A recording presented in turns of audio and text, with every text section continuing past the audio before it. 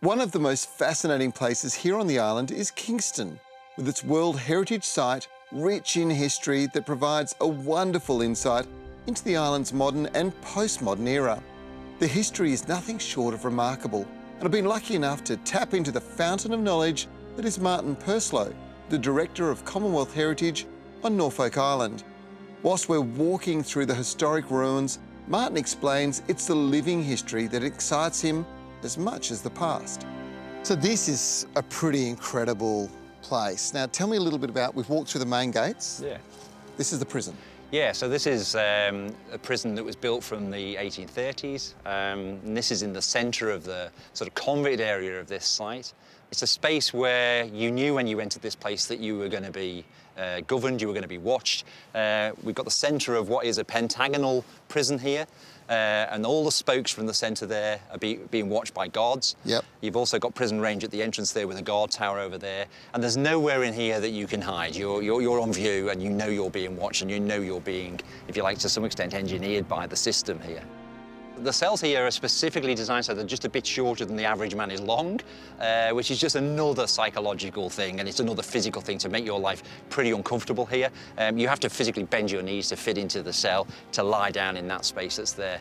And this was set up to be hell on the South Pacific, wasn't it? When people came here, they knew they were in really serious trouble, and they wanted the word to get out around the world that this was not the place that you ever wanted to end up. Absolutely. Look, I mean, this is the equivalent of your super max prison, really. I mean, this is the place you do not want to come. It's for repeat offenders.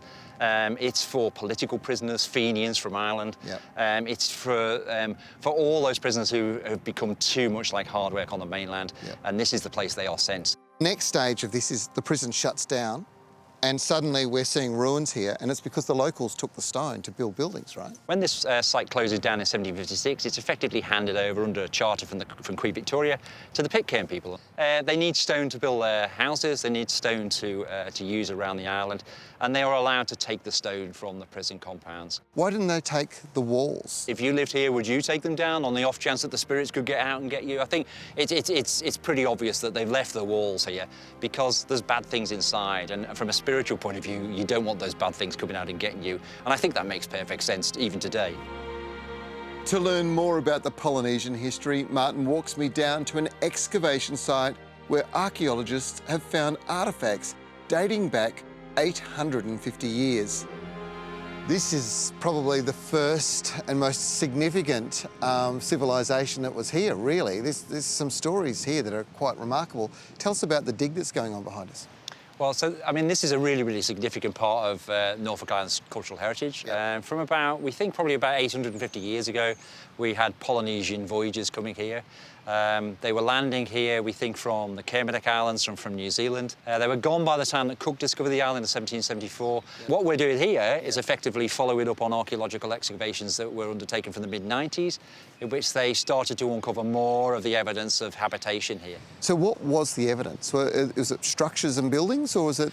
Yeah, so we've got on this particular site, which is on Emily Bay, which is the main beach on the island, we've actually got the remains of habitation. So we've uncovered at least one house here. They were producing things here. So this is a replica of a fish hook made in the same manner that the Polynesians were making here.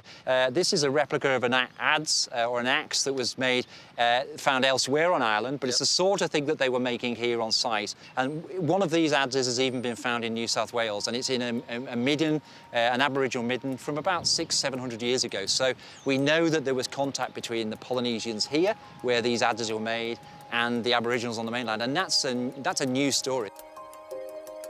There's no doubt that a walk through a cemetery tells many stories about the people that lived here.